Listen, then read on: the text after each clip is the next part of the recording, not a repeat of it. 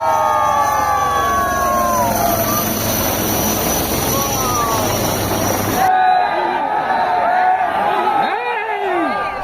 दोस्तों, अभी हम लोग पहुंच गया है कोकराझार साई स्टेडियम में, क्योंकि आज एशिया का सबसे बड़ा Durand cup football tournament Kokrajhar में होने जा रहा है। ऐसे भी हमारे बोडोलैंड आसाम में फुटबॉल को बहुत सपोर्ट करता है, इसलिए हम लोग भी सपोर्टर बन के देखने के लिए आया। तो आप लोग भी देखते जाइए। दाया जोङो क'क्राझार साई स्टेडियमावहाय सफैबाय रायजो राजा नोंथांमोन। ओमफ्राय दायो जों हाबनो नागिरबाय। जोङो नट स्टेन्डजों गोलैदों। एकथायानो जाबाय, एकथायावसो सोबाय आरोखि। ओरैबायदि मार्क थानांगौ। माथो अनलाइनबो लालायलायदों। जोङो गेट नाम्बार 2 जोंलै मानसिफोर आयौ लावै लावसै हलै ओरैबाय।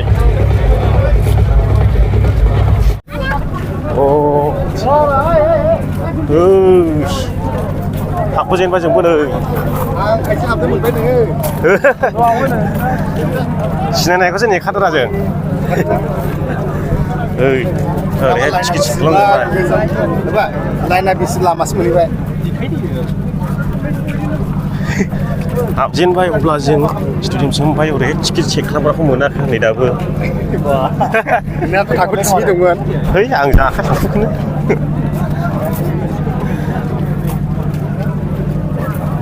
दा थांफिनोबा खना लांदो नोङो। दा थांफिनोबा खना लांदो। लाइनाव जाबाय।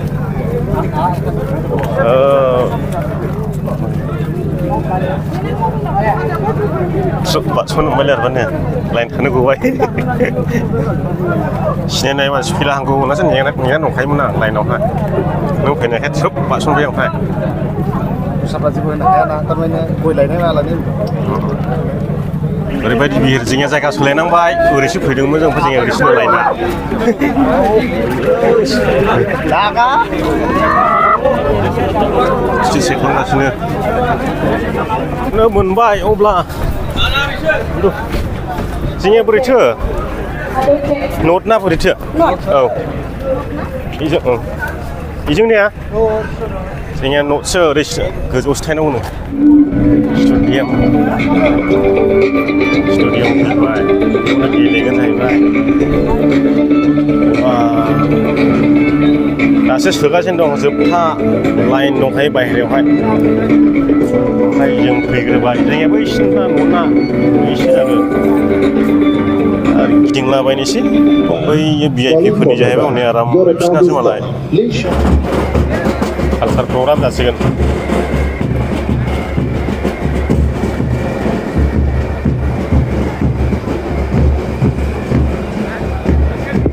गोजानाव थानाय जाहैबाय दा।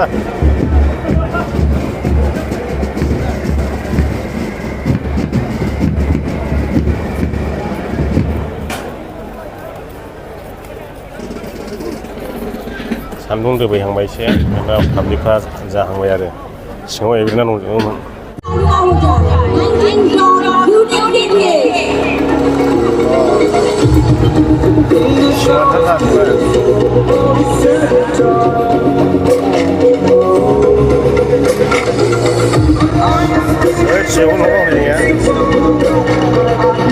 एकदम साहा जिरायबाय जों ओमफ्राय नै हा मासि जानांगौ जाखो नुनायालाय ने सारौफालि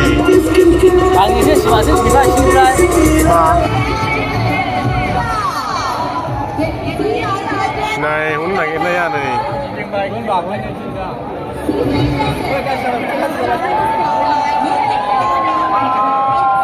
सिनायनो नागिर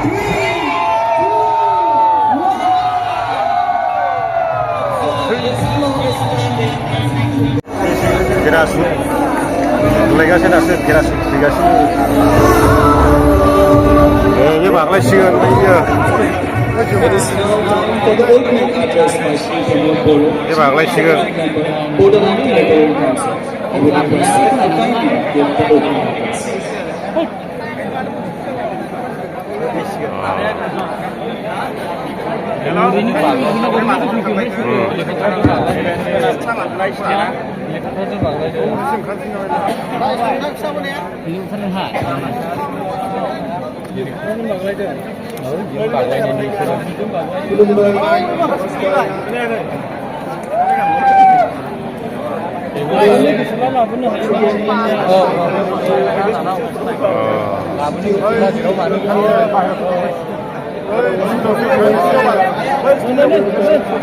बाहेरावसो थांजोब्बाय बिसोरो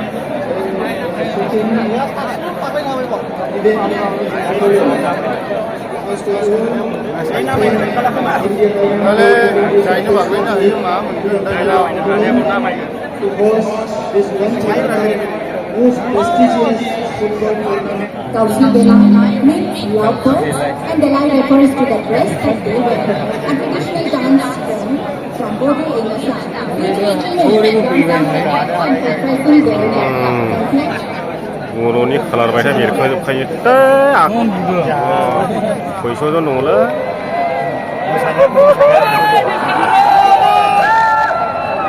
बर'नि खालार बायथा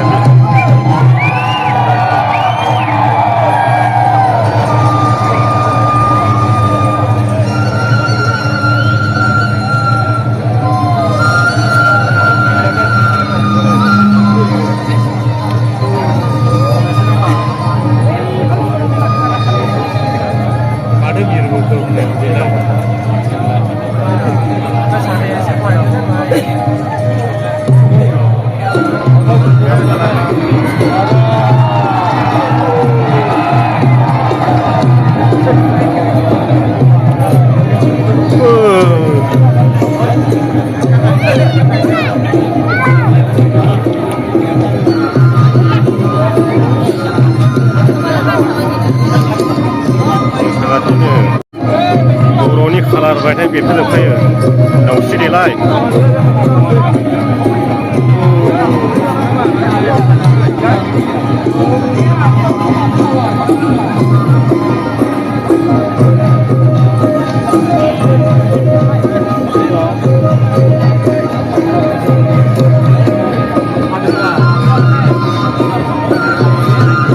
गोजाननिफ्राय खेमायनि माथो मोजां नुनाय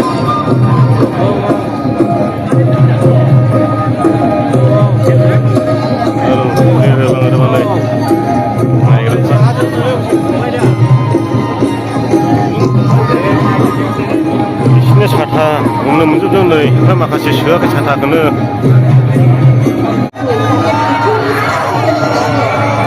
मा उरायहोखो खालामबावनो ओरैहाय असमियाफोर फैलायबाय दानिया कालसार प्रग्राम जागासिनो ओमफ्राय मा उरायहोखो आयौ आयौ मा लिरनाय दं बेयावलाय दुरान काप नामा माथो सिनायहरा लिरदोंनो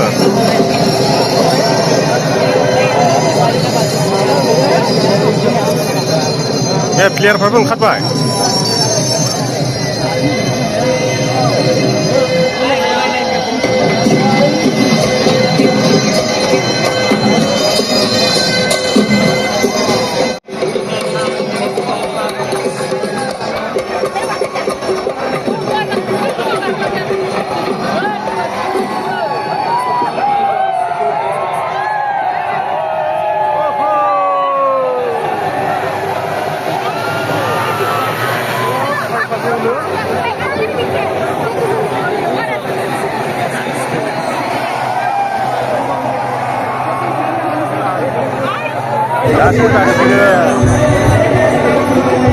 मानसिफ्रानो बुंजोब्बाय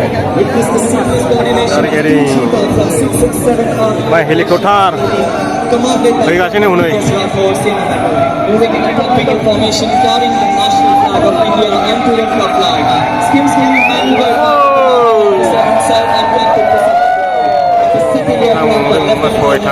Tushar Sharma and Major Sakshay. Following these in temporary formation are the two light combat helicopters known as Tushar, which is an agile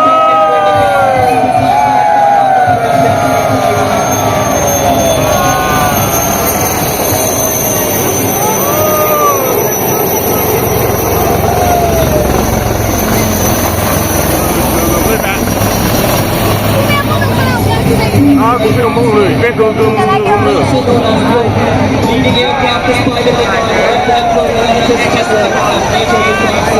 helikopter गोलोमनायावहाय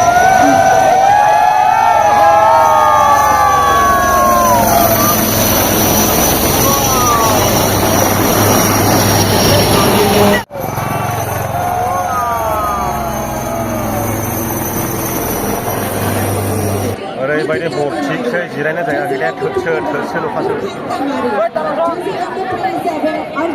सोरगिदिं नायदो नै रायजोफोर क'क्राझार साइ स्टेडियाम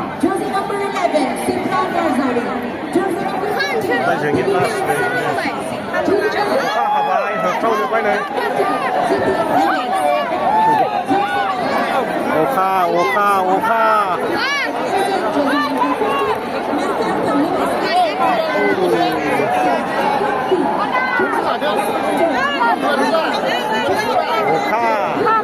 बयबो सिगांनो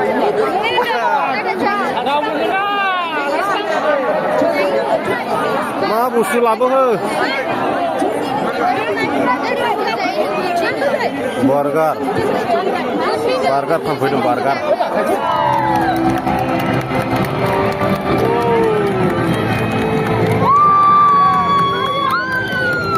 क'क्राझार साइ स्टेडियाम एयारपर्ट थाबाय ओंखारबाय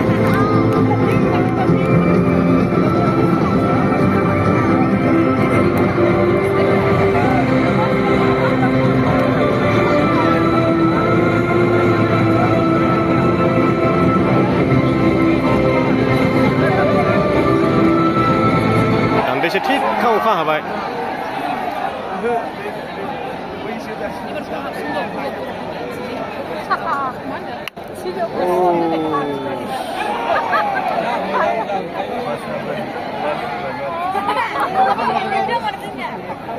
जानायसिम नामा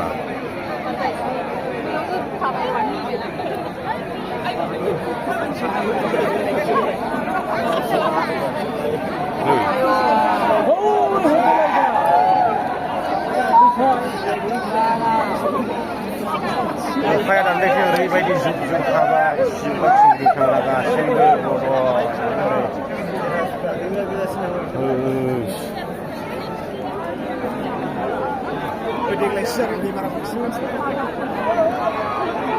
लांथारबाय ना माइलाय मोनबायलै इयो डाइरेक्ट किं मोननायनि मुंखौनो माखैलाय औवाखौनो माखो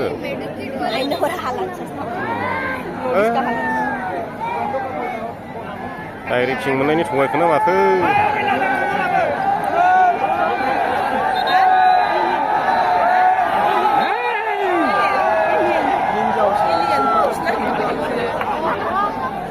इसोर नोगो बुद्धि गोरोंलै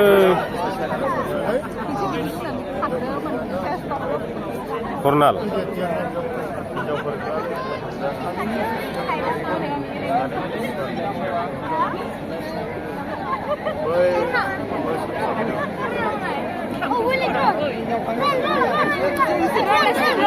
कर्नाल बल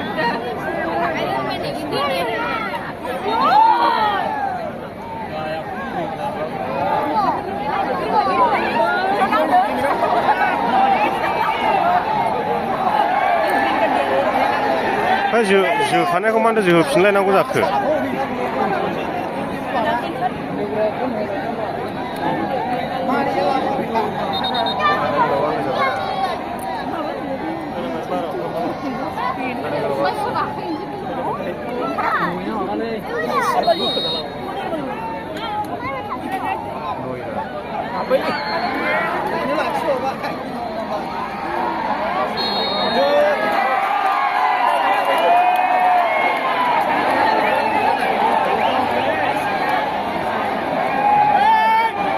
मा जाबाय थाखो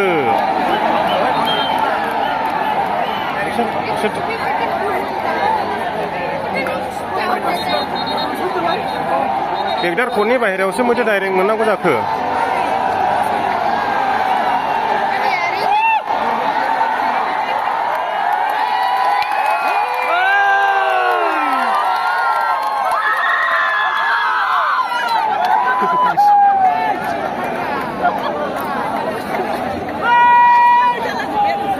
होख्राव जोब्बाय पाब्लिकफ्रा ज्राव ज्रावनो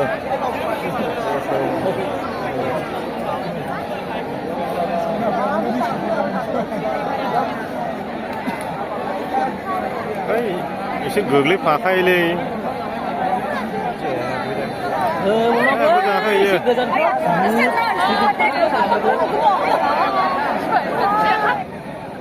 Indian Army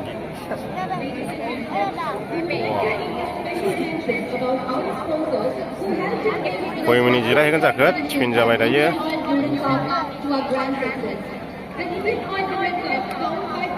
पाब्लिकफ्राथ' फुरा फुल दखरसेबो जायगा गैया ओमफ्राय नैबो दं जाहैबाय बागुरुम्बा मोसाग्रा सिख्लाफोर औरि माखासे दङ बेबायदि माखासे बड'लेण्ड एबसुआ गरसे जाबाय आरो उननिखौ नायबावा नै बेसो सिगां गोलैग्रोदों बेखौ नायबावा आरो ओइ रिनिसिखौसो नायहैबावबाय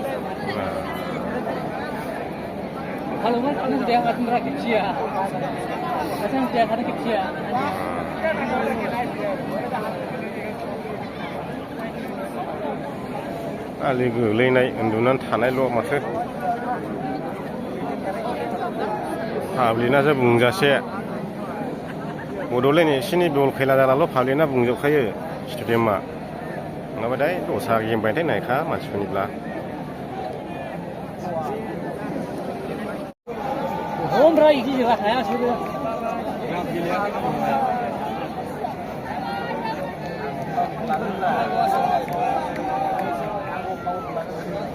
नाथिजोब्बाय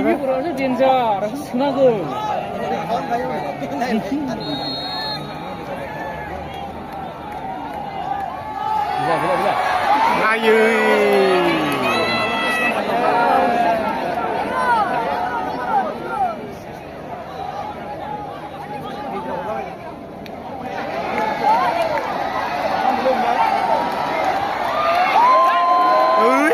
जग्ल'बायदि जोयो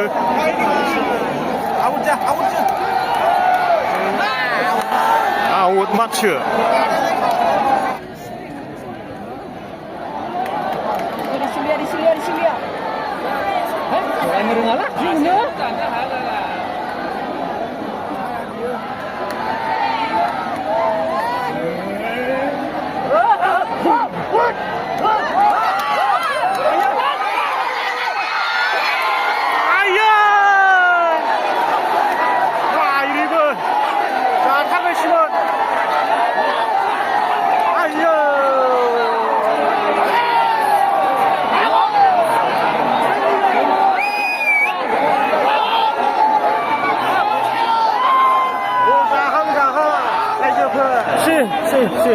हाबथारसिगौमोन आंलाय हाबबायसो होनदों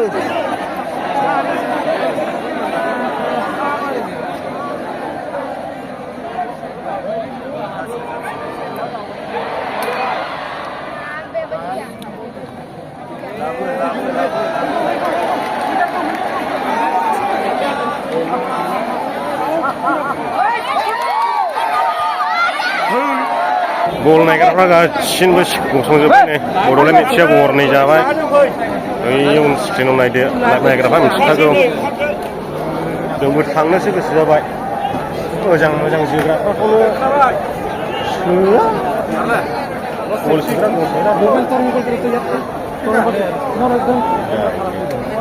लाइमाबो बन्द'सो नुबाय दा केमेराया बारबाय जोब्बाय होमब्ला जेनमारबाय बड'लेण्ड एबसुआ गरनै रायजोफोर थांनायाला हले मोनालांसिगोन जों दानो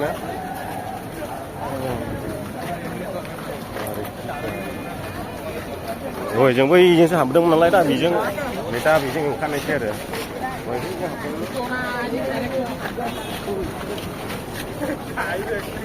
बड'लेण्ड एबसु दो गोल हार गया और नॉर्थ ईस्ट यूनाइटेड एफसी 2 गोल जीत गया आज का गेम खेलायाथ' जोबथा इन्टारेस्ट जादोंमोन नायनोहाय गल सोनो हायाखैब्लाबो ओमफ्राय जोंनि गल सोग्राखौनो दोनथ'नासो गेलेबाय नालाय दिनांगौ जाबाय आरोखि